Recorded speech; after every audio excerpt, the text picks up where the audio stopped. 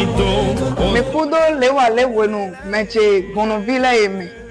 Kele mi ko segbe mi ton wa ido mondo plo e mi so le ko ado nando so inu kon to ere inu pinpon mi ton le mega. Uwe ndo nando so gambio nu pinpon mi to me edo onundele bo mi na dora mi jenuko bo mi na tindo to titindo ene me ena bua una mi endo mi wa bio nu pinpon lo me ene na zombo nu pon me lo me na yawu bona wede bona mo nu kunu jego etele nu e mi ndo wudo titan uwe ndo vivenu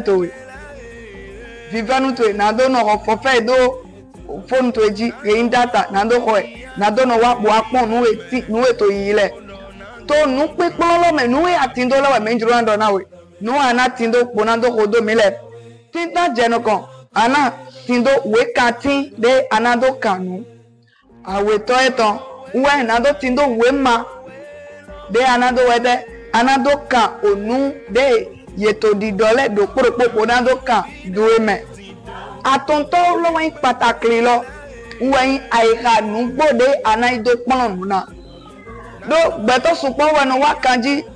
ino ye mo ye na zron e amugunu vi dagbede duro gbe to ni yan wo su ni yan le ye no ka gbero ele riado kodo mi to me ju e na so gbo alo na we to me uwe ndo tepo bo ye aika nu gbode bo don se po mi to ekeyin o kare loji de pepe de ato ogbe mi ton se to me gan WhatsApp we ye sete e gan do YouTube we ato si sete e gan do to Facebook we ato mi sete kabito Twitter we ato gbe mi ton sete do vivan bo wede bo kodo mi to me na do so ga inu kan eyin loro aye aika nu gbo do kodo e kakati mi no ba si osun atan mado nu gbo na we ana oyan wewe ana yan leye no do gbe mi mendo leye no kando leye no riado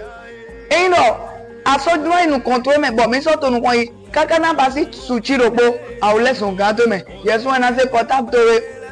bonazi alokan to we yesu na yi numero bonaka dueji yesu na no yilo mena dewe nu de pepe de ado na doka we ma kanse do mende boy yesu na kana dewe ama na so yilo mende do wa kana mi kabi wa ria na mi ba we so bo mi na bio nu pinpon lo me ani kodo mi to nu pinpon lo me bo wa ika to epo to nu pinpon de mi na ba ti to ebe lo me kodo mi to me ju e na so gbo alo na we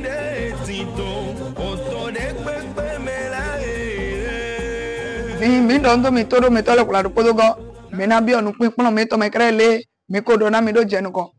nu pinpon me egbe ton lowo to yi do le do nu pinpon me to ogungbe me uwe nu repise jenu ko na do bi me mi wa mo kiria we kunle tan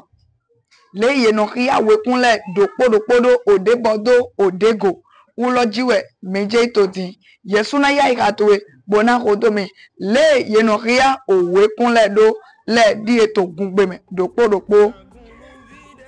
to din mitrona henu kunu mo jenu gode wana todo mi to le kun pla hiya abidito ene wa indo le me bunu vito to beneto me le no hiya abidido mo vuna le bunu vi etinto awon ni Nigeria le no hiado eteko invo igbo etinto chechen aweleto ene wa indo to oto benetome yo le no go o na wekun asu etinto wekun hiado podopo etinto gungbeleme shibato Nigeria yo le no go wekun iton na wekun asu dopodopo etinto hihia wekun le tometo gungbeme na padre to Nigeria jeno hiado le A B D E F G B G do mo yinu ko to benetome jeno hiado le A bo do E F go do mo yinu ko gbogbo etin to fine wa indo to benetome je go ona wekun asule to Nigeria tome ye go ina wekun asule bodo no ba si hihia wekun le tan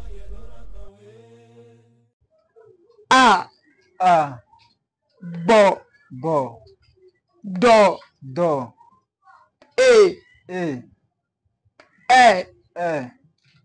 Fo. Go.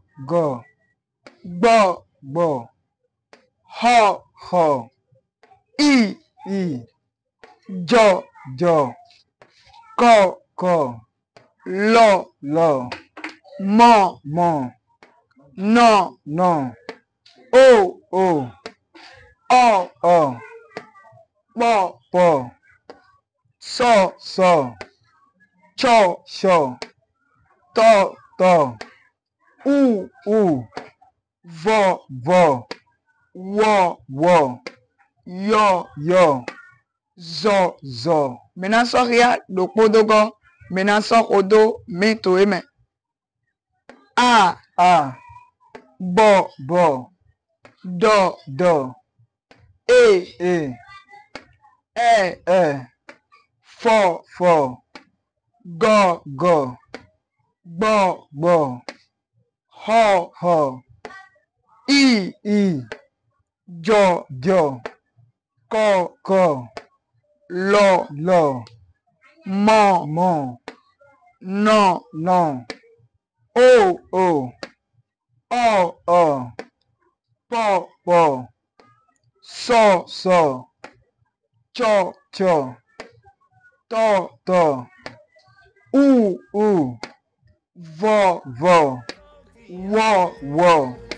Yo. Zo.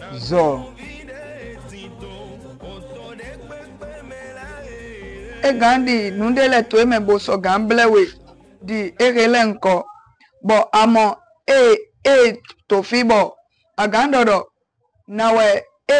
awe na ton po podo nu eto fune po wendo de mimo to fi asan de to odona awe to eton lo bo asan pa video to done uwa zombo uwa dodo mimo di asan lo wedon wo do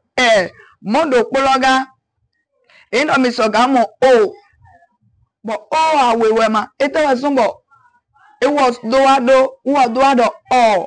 wendo uwa sunso do asanto odoga dele mi to mimodo edo asan pa video to odo eton dole mimo uwa zombo de do uwa lodo devo mimo so tofi so devo kaso die bo so enelo ewo tondo onu to odo de do so yeyilo edo cho onu eto finele ni de mi wa mo de do go yeyilo do gbo mimo di do wo po weto opo utu mimo nukunu jego endo mi wa tonu kan ito eme pede popo le potan na ye mi si kele ejedo endo mi wa ton son frene mina so plomi le yeno kan wekun lo le dopodo mimodi de yeno kan do le yesun ga ya lo to edo to kiken do pere bo anato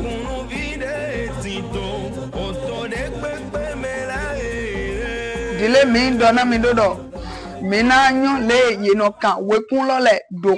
dopodo odebo do dego mina do hiami bo mi ulo sunle na so kodo mito eme krele mil to bi basido to wekati mina wekati mi topo owe mi topo bona basi de mi lo sun to bi basido ene iwa me mi lo sun nanyo le yeno kan onudo merci endo mina do kan bo mina don okwi gaga do po I amion pawe bona so don devo yi adusi pawe ton bona wa don devo gbon cheche eton ene leye no kando ni mina don do po idebo don do po idon bona don devo to cheche eton basi todo metoche mi lo sunga miniso basido mo dile yen basido to di enayin nde ponanyo wene lo anayo yo be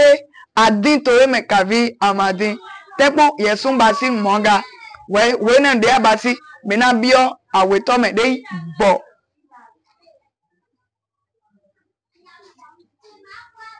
nando kan wekun bo uwendo nando don pi gaga do po bona wa gude ode awe memodi wendo mina don pi gaga dopo bona so don bona wa don bo eton bo me lo sun mi so ga so ba si zewe kan tin to po we ma to lopo don pi gaga lo dopo bo don gogo do lo bo so we don ene lo enaton nu egbo yesunte ene wa me auto yi de meni bo endo mina so yi we kun devo mina iwe kun do wendo do mina so don opui gaga dopo na doka do endo mi don we opui gaga lo mina wa basi le mi basi bodo amo wo ton mina don bo ena wa odo do le memo le yen basi do de mi don pi gaga lo mina wa don bo ena wa de fodo to logo wen do mi lo sun mi so ten point na lo sun ga mi basi do mo mi o basi ene lo yan bo mi de mi do mo do mi na so mo nando ka wendo nando don wi gaga do po bona so don inu kan ni bona so don de vodo chen eton memodi bona so adon de vodo glo eton memodi e ma via u de pepe me lo sun mi basido mo de nto bi basido me adon wi gaga do po bona don do po to agana bona don do po to 30 eton bona so don do po to oglo eton mondo polo endo mindo etewe minado nyo gbovona wendo de mindo don gaga do popo don agaton bo don do ton lo bo adon de gbongodo onu epo minawa nado nyo gbovona wendo asape video to dona wo memodi melo suna so ba si assign to odona wo sunga eton tita de mi kanda elo eton amude asando je eloji eton memodi de wekun enele dopodopo no yido lo wo lo ni endo mi wa ton so apa we ne na onu pinpon lo mi na to yi to me pere na do so gande dopodogo to eme wendo do menaka 4 bo mena wa 4 wiwuna e ma via u de pepe dile meka do dai we mina don gaga do po ido de mi don gaga do po ido mina wa don devo to agana bona wa don devo to chenche ton uoton 4 jane yesun so yi we katin to edo we ma to eloji bo so don endo mo bo ba si titan to bo ba si aweto ton 4 weku de mika dilen weku chidopo lo mika boka bo boka do boka boka boaka 4 yesun pon we ma to me betu e lo sun ka pe do mo pon we ma to me do de mika weku lo le do poroporo pondo to e lo pe chiroporo mo ndo e pe boko asipe na de we a obi e mejani a otoyi jiwe na so gbo alo na we ndo e ma pe jawe de aka bo e ma pe abi de aka ye kan do lo ma yewe ani so go igodo bo vo video lo pon bo so ipon fi abasi erete ana so voe jirado bona wede bona voe ka bo e na ipipe ndo nu pon me lo mi to nu ko ito me we kunde pole me na so do yawe le ye no kando mede mana ha logo na we ho mede amana so yilo mede bado wakana mi wa na mi yesuna dewe ananyoka joe kana so gwalo na we kaka mi na do pleto we de vonu mo pole po ina soto yi merci beaucoup mo nu pon me lo yi mi ko wa vivo na egbe itan lo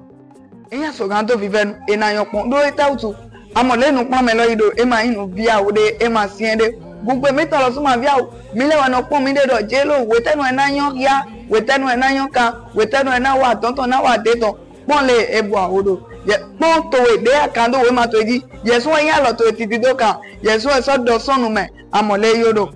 mondo ploga yi vivenu no do vivenu pede dogo khodo mi to me bo so mana mende bolega yumana agba to le dranse do mende bole leyin lo suni ka ogun bi le si nu pon me re loji eyin ogun nu le si nu pon me gugbe si mondo plo mi so do we ma eto eyan so do wudo na do we ma eto jawe mi so do we ma eto moto sisa 1000 we chake aton we yedo sai ma oni do na we merci beaucoup mi phone adonyo owe kanto gbe mi ton me pondo na doyon kia kunu bi we to enu di elowo mandike owe ho ni gbo ye go pali pali o glenga o to we yi kunu bi fondo we go na ye ni owe lo kia